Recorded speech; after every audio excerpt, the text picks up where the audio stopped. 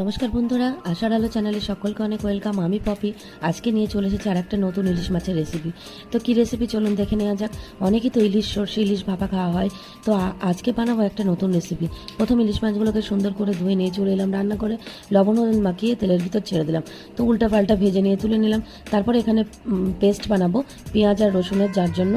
আর এখানে দেখুন ইলিশ মাছ ভাজার যে তেল, সেটা তো একটু বাটি করে তুলে রাখলাম, নাহলে তো দুপুরে ভাত খাওয়াটা জমবে না। তারপরে তো সেই তেলেই দিয়ে দিলাম কালো জিরে আর কাঁচা লঙ্কা চেরা।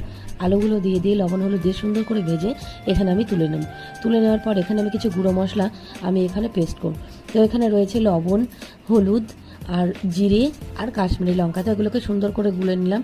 আর যে পেস্টটা বানিয়েছিলাম সেটা দিয়ে আলুগুলোকে সুন্দর করে কষিয়ে নেব। কষিয়ে নিয়ে জল ঢেলে দেবো। তারপরে এখানে আলুগুলো সেদ্ধ হয়ে গেলে আমি মাছগুলো এখানে একে একে অ্যাড করে দিচ্ছি। তো আমার এই রেসিপিটি তোমাদের কেমন লাগলো বন্ধুরা?